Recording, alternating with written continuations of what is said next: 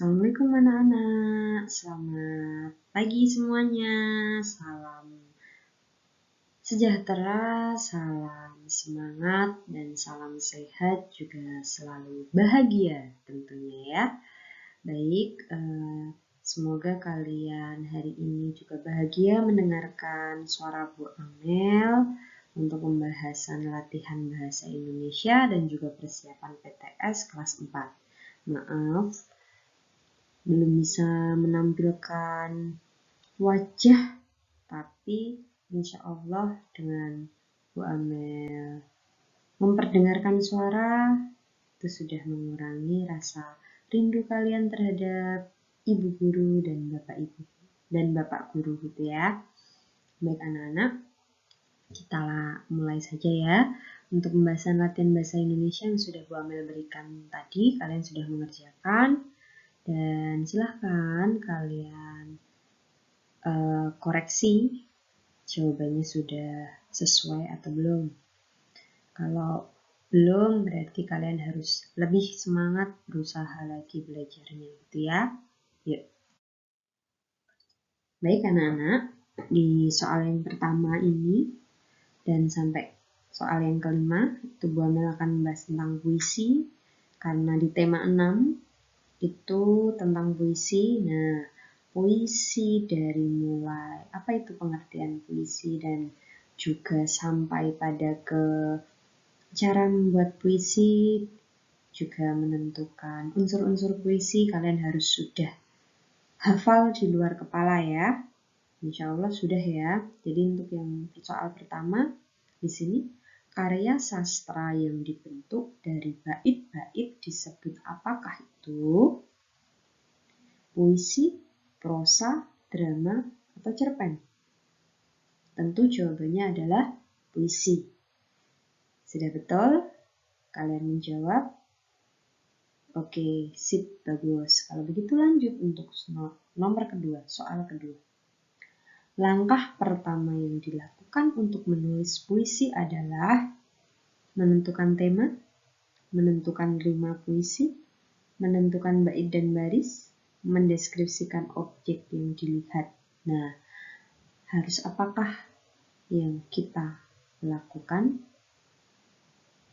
Yaitu menentukan tema dulu, begitu ya. Jadi kita menentukan tema, baru nanti selanjutnya bait dan barisnya, kemudian rima puisi, dan terakhir mendeskripsikannya itu nanti menjadi sebuah prosa. Tuh. Jawabannya untuk nomor 2 yang A ya, menentukan tema. Oke, lanjut nomor 3. Pesan dalam puisi itu disebut apa? Disebut amanat gitu ya. Amanat cerita juga ada, nah di puisi pun juga namanya amanat gitu ya. Oke, lanjut untuk soal nomor 4 yuk. Kita simak bersama-sama. Di sini ada sebuah puisi untuk menjawab soal nomor 4 dan 5. Puisinya akan Bu Amel bacakan ya. Nasi itu kita rasakan. Teringat sekali perjuangan para petani. Oh, terima kasih banyak petani. Jasamu tak akan kulupakan. Nah, itu tadi sepenggal puisi untuk menjawab soal nomor 4 dan 5. Di nomor 4, pertanyaannya tema puisi dari puisi yang dibacakan tadi adalah tentang jasa petani, manfaat nasi, terima kasih nasi, perjuangan pahlawan. Jawabannya adalah A, ya nak. Jadi jawabannya A, jasa petani. Tuh. Oke, lanjut untuk nomor 5. Pesan yang ingin disampaikan dalam puisi tersebut adalah, pesannya yang mana? Sudah seharusnya kita menghargai jasa petani, atau ingatlah selalu perjuangan pahlawan, atau makan sebaiknya tidak boleh tersisa, atau berterima kasihlah kepada nasi. Yang tepat adalah yang A, karena ketika kalian sudah tahu temanya ini tentang petani, jasa petani, maka pesannya pun juga meliputi kita harus menghargai jasa petani, begitu ya. Mengapa bisa kita temukan temanya jasa petani ada di ada di baris kedua.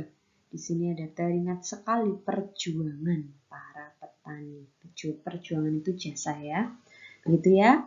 Sampai soal yang kelima. Insya Allah semuanya betul dalam menjawab karena kalian mau memahami pertanyaan gitu ya. Oke, sip, lanjut ya. Nah, di sini gua mensajikan soal dan juga bacaan tapi bukan tentang puisi. Kita sudah masuk kepada teks non-fiksi alias pengetahuan baru gitu ya. Jadi ketika kalian membaca bacaan tarian hudok, kalian akan mendapatkan pengetahuan baru. Di situ kalian belum pernah dengar tarian hudok itu apa. Dan setelah kalian baca, kalian tahu. Nah ini ya, kalau untuk pengetahuan barunya, kalian akan mengetahui keseluruhan tentang tarian hudok. Kalau pengetahuan lamanya, itu tarian hudok memang ciri khas dari masyarakat Dayak itu sudah pengetahuan lama gitu ya. Tapi di sini dijelaskan lagi. Yuk kita simak bersama-sama. Judulnya Tarian Hudok. Tarian hudok pada masyarakat Dayak biasanya ditampilkan ketika hendak membuka lahan pertanian. Tarian ini merupakan salah satu tahapan dari tradisi masyarakat Dayak yang disebut Lalik Ugal. Tarian ini akan dipertunjukkan ketika kepala suku telah menetapkan akan membuka lahan dan saat selesainya acara persembahan 8 buah telur kepada leluhur. Selain mengenakan topeng yang mempresentasikan karakter penghancur, pelindung, dan karakter leluhur, penari hudok juga mengenakan baju yang umumnya berwarna hijau. Baju ini disebut seperti dedaunan yang menempel di badan penari. Baju hijau ini memang menyimbolkan dedaunan yang akan terus menghijau selama kepala suku membuka lahan garapan. Nah, kita sudah membaca bacaan atau teks tarian hudok. Maka ketika kalian sudah memahami suatu bacaan, insya Allah kalian bisa menjawab pertanyaan. Jadi ketika membaca sebuah bacaan atau teks bacaan, kalian tidak hanya membaca, tetapi juga memahami kalimat demi kalimatnya, gitu ya. Nah, di sini nomor 1, pertanyaannya, tarian hudok berasal dari provinsi manakah? Apakah ada? Dijelaskan. Tarian hudok dari provinsi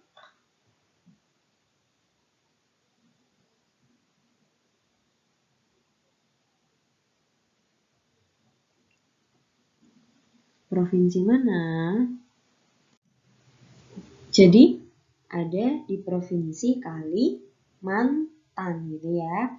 Di situ bagaimana cara kita mengetahui provinsi Kalimantan? Karena tarian hudok itu pada masyarakat Dayak gitu ya. Dayak ada di masyarakat Dayak. Dayak itu terkenalnya atau memang dari provinsi Kalimantan gitu ya.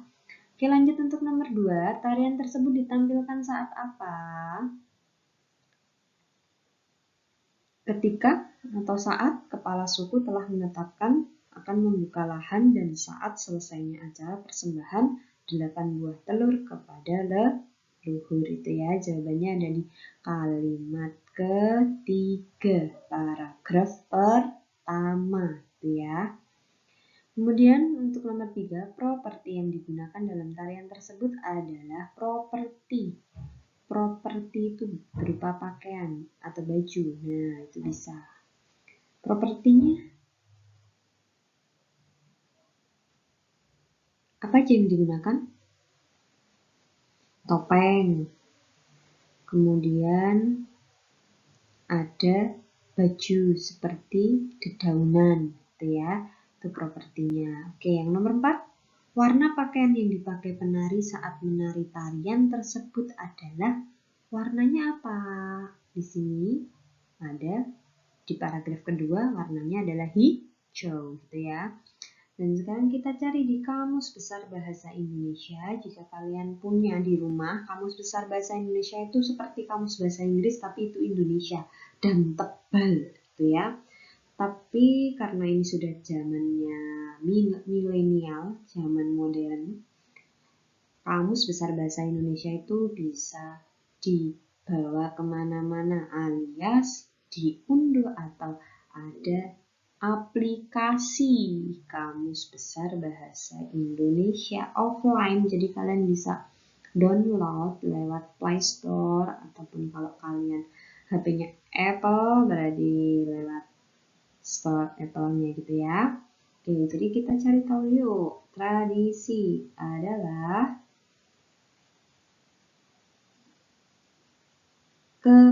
kebiasaan atau bentuk perbuatan yang dilakukan berulang-ulang, yaitu tadi kebiasaan, itu tradisi ya. Jadi sudah dilakukan secara terus-menerus begitu. Oke?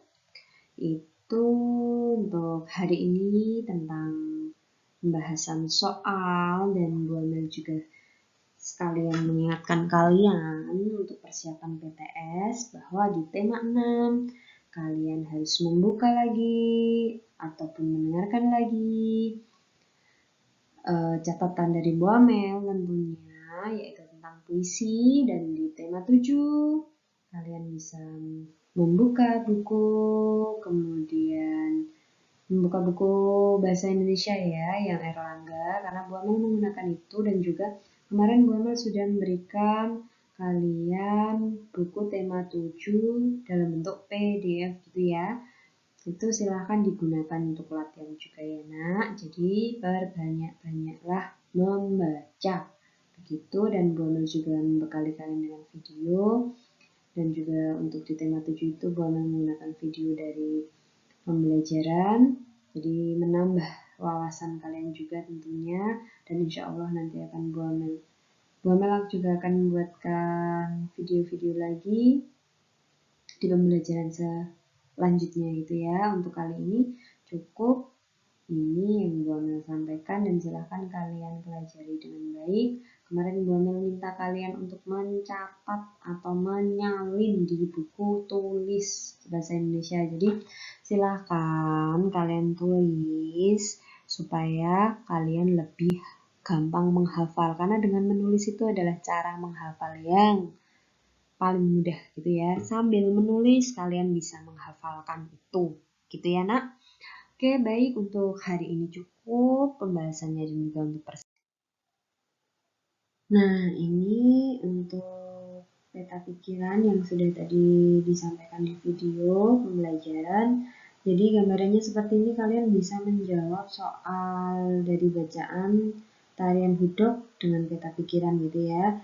Jadi judulnya tarian hudok di tengah-tengah, kemudian untuk yang pertama itu paragraf pertama itu tadi tarian hudok berasal dari provinsi. Nah, itu kalian tuliskan di situ ya. Kemudian apalagi yang diulas dari tarian hudok tadi, tariannya dipertunjukkan untuk paragraf pertama. Kemudian paragraf keduanya properti yang digunakan. Nah, seperti itu ya nak. Jadi kalian bisa menjawabnya dengan peta pikiran. Peta pikiran itu mempermudah kita untuk menjawab soal gitu ya. Oke, anak-anak, cukup untuk ini PTS tentunya. Dan Bu Amel ucapkan kepada kalian semuanya selamat belajar dan semoga sukses selalu dalam belajarnya. Nilai PTS yang bagus, yang memuaskan yang kalian dapat sesuai dengan hasil belajar kalian gitu ya nak. Jadi tetap utamakan kejujuran. Yang sekolah itu adalah kalian, maka yang membuat nilai bagus juga kalian, gitu ya.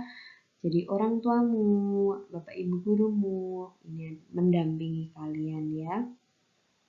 Dan juga jangan lupa untuk selalu minta doa kepada orang tua dan juga bapak ibu guru agar selalu sukses dalam belajar, gitu ya nak. Baik, terima kasih anak-anak semuanya. Assalamualaikum warahmatullahi wabarakatuh.